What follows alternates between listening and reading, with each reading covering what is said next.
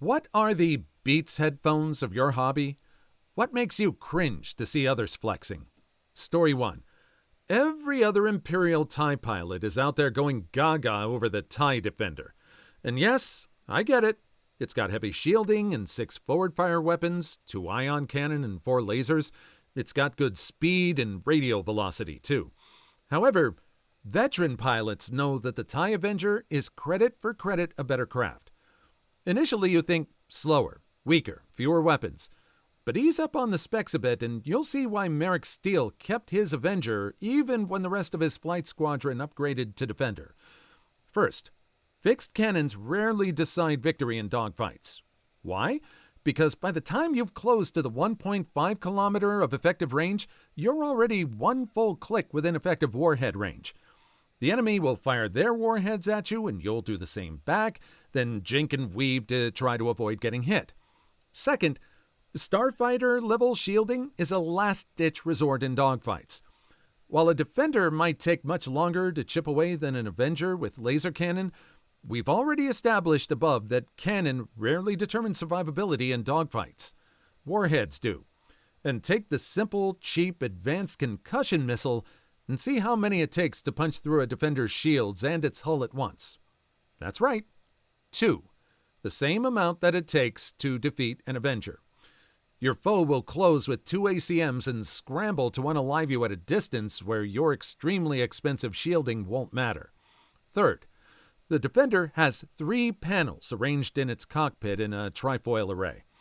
Each panel has the same size as one of the TIE Avenger panels, and the Avenger has 2. This makes for a much larger cross-section, both frontal and lateral, and thus a more welcoming target for missile tracking and the occasional laser shot. Ultimately, starfighter engagements are no longer won by blasting your enemy with lasers or by taking numerous hits than your enemy while surviving. The increasing use of beam weapons, especially tractor beams that slow a craft's turn rate, counteract pure speed and maneuverability. The common use of warheads eliminates the tactical benefit of expensive shielding. Pound for pound, the Avenger is a more worthy investment for the Imperial Navy. Although the superior Rebel starfighter performance at Yavin has shaken traditional Imperial war philosophy, it must not draw the Imperials into a spending trap, investing in diminishing returns in agility, speed, fixed cannon, and shielding, when these elements are becoming rapidly obsolete. I hear that Grand Admiral Thrawn is pursuing a separate philosophy in starfighter design, one that's built around tractor beams and warheads. You know, I know this is supposed to sound like it's taking place in the Star Wars universe, but I know too many gamers that would talk exactly like this, and Star Wars enthusiasts. I have 3 specific names in my head right now, and I'm pretty sure you do too. Story 2. If you're learning to play a string instrument like violin, or your kid is learning to play one, please, for the love of all that is holy, don't buy anything that's any color other than wood. Unless you're spending a lot of money on a carbon fiber instrument, which is totally unnecessary for most players, you're probably buying a piece of junk. You'll think it looks cool, but it won't stay in tune, it'll be difficult to play, and it won't sound good. Buy it to put on your wall as a decoration, but don't try to make music with it. Edit. R.I.P. my inbox. 2. Yes, guitars and ukuleles can be an exception. When I said, like violin, I should have said violin, viola, cello, bass. 3. Clarification. Instruments that come in fun colors tend to be made of inferior materials and have inferior construction. Here's a good explanation of how to spot a VSO, or violin-shaped object. Yes, even instruments that look like wood can be a hunk of junk. Generally, if the price looks too good to be true, it is. 4. Your best bet when purchasing an instrument is to ask a music teacher first. They went to school to know about this, and if they're a good music teacher, they care about your success. They will point you in the right direction. If you're looking at instruments at a pawn shop, check the return policy. I purchased pawn shop instruments, and then taken them to my repair guy to check value versus repair costs and returned a few. Occasionally, the pawn shops will have a good one. Finally, if cost is a concern, as it is for most people, talk to your teacher about options. Many music stores offer rent-to-own programs. Many schools offer free or low-cost rentals on decent instruments for students. There are even scholarship programs and contests to purchase instruments for students that they can take with them when they graduate. 5. Others in this thread have mentioned brands to avoid. I won't do that because teachers have been sued into oblivion for doing so, and I'm a little paranoid. But you can read the rest of the thread for yourself. Violins I don't have any experience in. Oh wait, edit 2. I will never tell a kid or their parents directly that they bought a piece of junk. I really try hard to prevent them from buying VSOs in the first place. But if a kid comes in with a purple violin and they're really excited about it, and I know that their parents had to work overtime before Christmas to get $100 to buy it, I'll usually rent them a school instrument because we can waive the rental fee for a kid who already owns an instrument. Then I'll say, why don't you keep that one at home so nobody's tempted to steal it, because it looks really cool. You can use the instrument at school. You can use this one. It's my policy not to allow instruments that stand out on stage for contests, so they use school instruments for that too. Or I'll explain that you can outgrow instrument quality, and I'll rent my really hard workers and good players a nice school instrument because you got so good that you need a better instrument. It avoids a lot of hurt feelings when kids and parents are proud of their VSO. I know we're all about personalizing, and actually I have a friend of mine that's really big on electric guitars. He used to build electric guitars, and he has a big collection. Those are an exception. Those suckers are amazing, and their color and their design doesn't affect their sound, really. So it's interesting to see this point of view. Story 3. Not that I have anything against Settlers of Catan, but it's kind of annoying when people say they're intense board gamers because they played multiple rounds of Settlers, or because they have more than one expansion. I'm glad you're trying new games, man, but you're really not that intense. Edit. Seems like a good time to rep one of my fave subs, board games. Codenames, fantastic party game. Codenames. Everyone I played with loves this game. Check them out to get started in other. Edit 2. Actually, you know what? Here are some great games you can try if you want to get into board games. Dominion. Great deck builder. Tons of strategy and growth. 7 Wonders. Interesting drafting mechanic that really makes you feel involved with everyone in the game. Battlestar Galactica. Lying, traitors, deceit, and execution. What's not to love? Power Grid. Got any accountants? They'll love this math and optimization intensive game. Agricola. One of the best worker placement games in the genre. Yep, I agree. Settlers of Catan is just the tip of the iceberg, just like Dungeons & Dragons is the tip of the iceberg into tabletop role-playing games. They didn't mention one of my favorites, though. They should really look into the Cones of Dunshire. Story 4. As a climber, I'm hard-pressed to think of anything that would be the Beats headphones, especially related to not being worth the price. I do see a lot of people wearing La Sportiva solutions who won't even touch problems that would require such a shoe. To explain that further, if you're just getting into climbing, you don't need to buy one of the most expensive shoes on the market to make it up the wall. I would suggest getting a cheap pair that feels good for you. Climb the hell out of them. You're going to destroy them. And then buy that shoe again, destroy it again, and then maybe you can start thinking about upgrades. This is because until you get some technique, you're not using the shoe properly and burning through the rubber too quickly. As a gearhead, Sparco or Pelote racing shoes for track days. I get that there are benefits to the shoes, but they're not really any better than your normal shoes. It just makes me think that here is a person I'll have to watch out for because they probably aren't as skilled as they think they are. I just noticed my two things are shoes. I do care about shoes a lot, and on that note, I think anyone who shrink wraps their Jordans is insane. Story 5. Cooking. Oh man, so many of these. Cutting boards, for starters. Too many people have tiny cutting boards. If you can't fit your knife diagonally, it's too small. And for the love of Jesus, stop buying glass cutting boards. All you're doing is destroying your knife. Fancy salt. Get some normal kosher salt. You can spend $5 at a restaurant supply store and have enough for a year. Only owning non-stick pans. Non-stick has its place, but unless you're doing eggs or a really tender fish, you need stainless steel. Aluminum is okay, but you can't use it for acidic foods. And cast iron is amazing for so many things and really cheap. Cutco knives. They're not the worst, but you really shouldn't be proud of having them. A giant knife set. A cook needs 3, maybe 4 knives. And that is including a bread knife that's just for, you guessed it, bread. Chef's knife, paring knife, fish knife, bread knife, if you're wondering. Anything branded Food Network. Some of their stuff is good, but it's all overpriced. Just like Beats. All I can think of right now. Edit.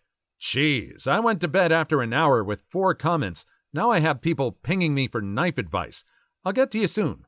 Story 6. Rosetta Stone. The most ineffective thing you can buy for several hundreds of dollars. You can learn more through free materials like Duolingo, Mango, or Memrise, or websites like Language Transfer or Say Something In. Want to pay a little more? Italki, Busuu, Babbel. Not afraid to invest some money for big quality? Michelle Thomas. Edit. Dang, this picked up. I feel like I want to give one more important piece of advice. All language courses do have some merit, and overall, the best language course is whichever course you finish. Who wants to see me make a course for Uzbek?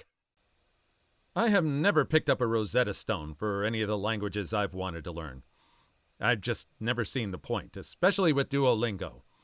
And besides, if I ever left Duolingo, that bird's gonna hunt me down. Story 7. Games Workshop brushes or any synthetic brush for miniature painting. They're fine for base coats, but anything outside that and they just don't hold a point, so are useless. Winsor & Newton Series 7 are amazing and really not that expensive. Personally, for me though, even the other lesser brand Sable brushes are just as useless. People always rate them as good as W&N, but cheaper. Well, you're honestly talking literally 1 or 2 pounds cheaper, and no, they aren't as good. The handle will be flimsy or light, there may be less actual hair so the tip is too soft. Spend the extra quid and just get the actual best. Edit. Winsor & Newton size 1 for the win. I have 2 of every size up to size 4. The larger brushes actually hold a better point than the lower numbers. Number 1 is the sweet spot.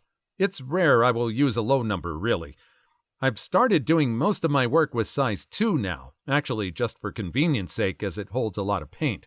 I'm not top level, but have won a few Golden Demon finalist pins for models from my army. Models I wasn't painting to win an award from, so hopefully take this as good advice. Story 8. Unfortunately for me, Beats headphones are the Beats headphones of my hobby/job. I'm really tired of seeing people use them in their homes, on the streets, and most importantly, in any studio setting. I get ridiculously infuriated by it. I'm getting angry just thinking about it right now. Edit. Guys, come on, I'm really not that angry about it. At the end of the day, use what makes you happy, or what you like.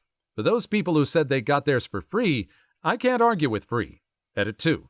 People have asked me for alternatives, so here's my list for around the same price. Sennheiser HD600, Sony MDR 7506, Klipsch, reference on-ear, Audio-Technica ATH AD900X. Story 9. I'm a data scientist and cringe when people brag about needing hardcore machines to run big Excel spreadsheets. Learning a bit of statistical programming like R, or how to query a local MySQL instance is orders of magnitude faster and overall better. If a spreadsheet is even slightly slow, it shouldn't be a spreadsheet. Edit.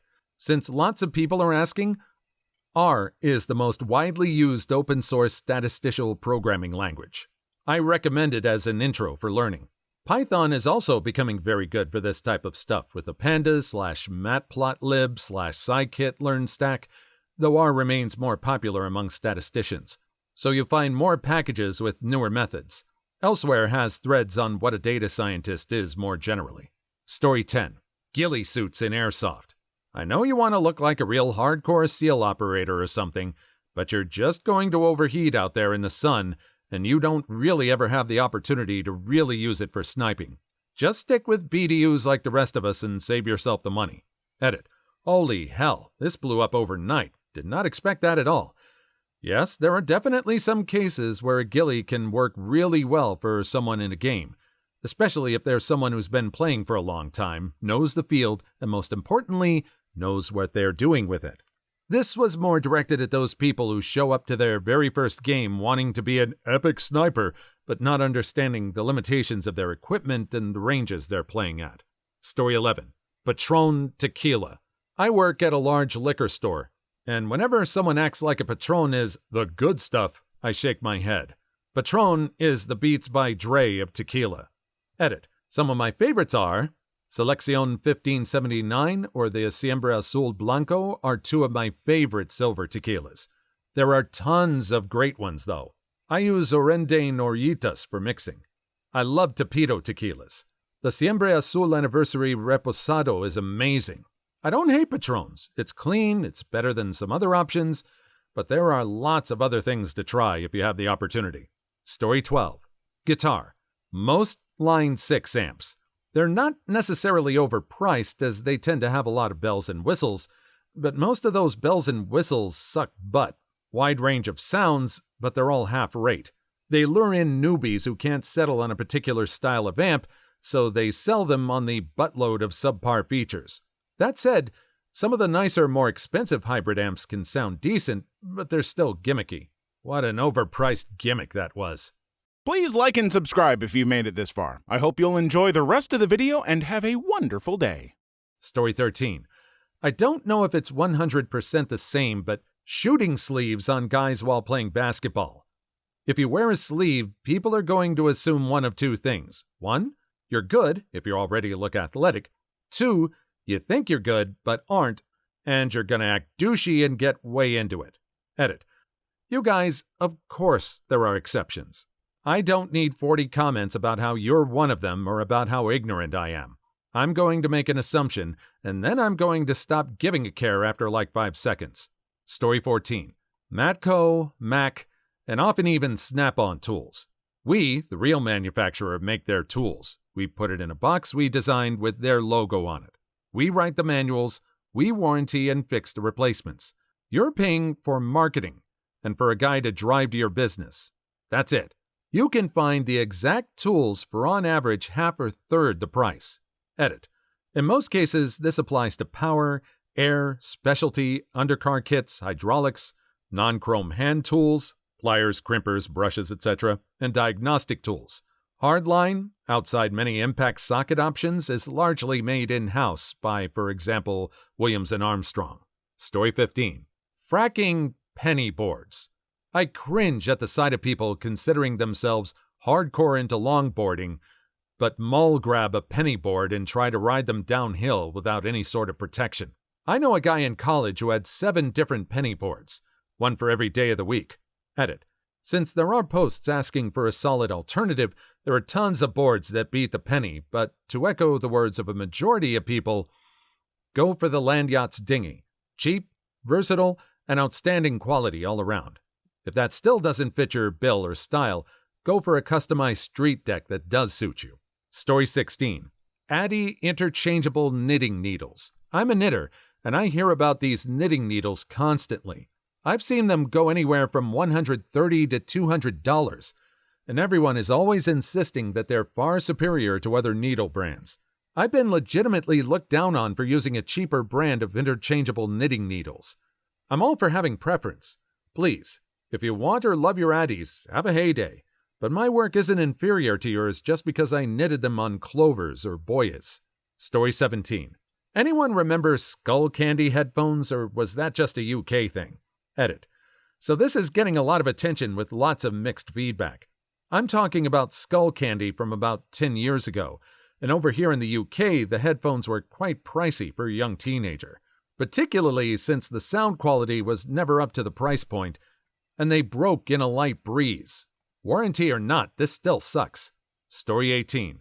I've gotten in fights before over Leon Paul fencing equipment. Outrageously expensive equipment that I have never found to be any better than much cheaper domestic vendors like Absolute Fencing. I mean, I've known plenty of incredible fencers with Leon Paul gear that suits them just fine, but if you go to a tournament and see some low-skill maximum aggression jerkwad walking around like he owns the place, I can guarantee you he'll be decked out in Leon Paul. Story 19. Rubik's brand speed cubes. A regular Rubik's brand is pretty much the worst cube out there. Their speed cubes are a bit better, but they don't even hold a candle to a decent knockoff speed cube. Plus, I don't even think you can tension a Rubik's brand.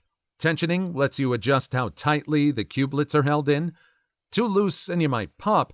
Too tight and it'll be tough to turn quickly. Everyone has a different tension they like. Story 20. Also, maybe tell us what your hobby is if all you're going to do is give a brand name that we've never heard of. Edit. Yes, I know what Beats headphones are. Some useful context was also included through the use of the word headphones in the original comment. I was referring to some of the replies. Story 21. Honestly, Harley-Davidson motorcycles. Based on the obscene cost, they're incredibly underpowered and have always been quite behind the competition for technological improvements. And a lot of the riders are posers. I feel this matches very well. Overpriced, underperforming, and most of the time used by posers. Story 22. Wayne Goss brushes. First, he tried making a big deal about makeup brushes being too expensive and wanting to do a quality line but at affordable rates. My backside, a $215 brush set is affordable. Better quality lines for less and far superior for slightly more, like Hakuhodo. Story 23. Custom barrels or bells on clarinets. They really aren't doing much different for you, other than looking visually striking. Edit. Since enough people are talking about this, any change your special barrel is giving you can equally be achieved by adjusting your embouchure and/or technique. You're relying on a crutch. Story 24. Kink. 50 Shades of Grey brand anything. It's all garbage, from the $20 ruler to their smeggy pleather floggers. One can get any amount of great gear with the slightest Google for a fraction of the price. They're simply riding off the name of a horrid franchise that has public recognition. Story 25. Boutique instrument effects pedals. You're paying extra for hand-wired equipment with unique paint jobs.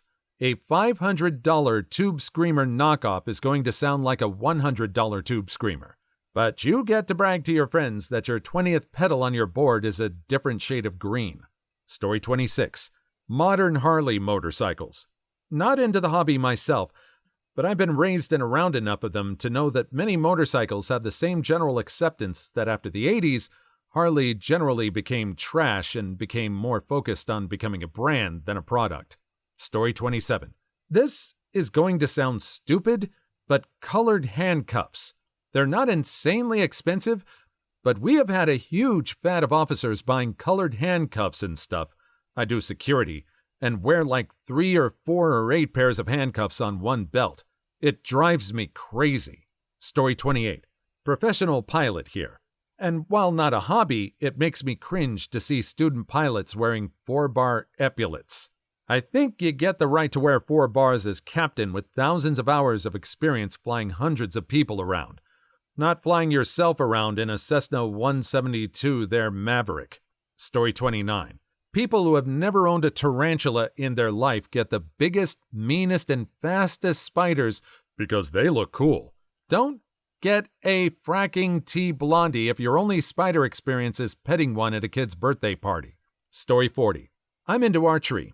And when people new to the sport walk in with 120-grain $5,000 compound bows they can't even shoot correctly, learn how to ride a bike before you ride backwards on a unicycle, if you know what I mean.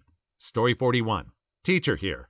Other teachers wear teacher worship shirts with sayings such as, "I teach, what's your superpower?" Sorry, honey, your smeg stinks too. Get over yourself. Story 42. Mont Blanc pens. They're rather good. I like mine, though they don't come close to the quality of others, but there are far better for cheaper. They're the poster fountain pen, though. Story 43. Fancy DSLR cameras they have no idea how to use. They spend thousands on full-frame cameras and fancy lenses, but shoot JPEGs in auto mode that they print at the Target photo kiosk. Story 44. Graphic designer here. Almost any holistic or natural health shop uses papyrus as their logo's font. What a terrible font. Story 45. I play hockey. Tinted visors. If a guy has a tinted visor, don't plan on him coming off the ice for a shift change or passing the puck at all.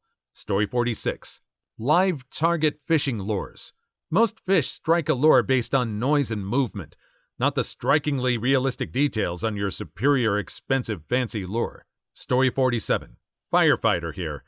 Any of those I fight what you fear type hero worship shirts are super cringeworthy in our field. Story 48. Razer keyboards give me the heebie-jeebies. Their products are expensive and plasticky. They're also usually laden in acid-colored LEDs and RGB everything. Story 49. Cabela's tents are seen the same as Walmart tents in the eyes of avid outdoor enthusiasts. Story 50. For table tennis players, I'm sure there are at least 11 of us. Tenergy. All of the Tenergy. Story 51. Fashion watches, or watches from brands that aren't known for their watches. Story 52. Monster audio cables. You don't always get what you pay for. Story 53. I just got this sick Alienware gaming laptop for $2,200. Story 54. It doesn't have to cost that much to look poor. Story 55. Secret rare Ultra Balls from the Pokemon TCG. Please leave your story in the comments. I would love to make a video on them in the future. Also, don't forget to like and subscribe.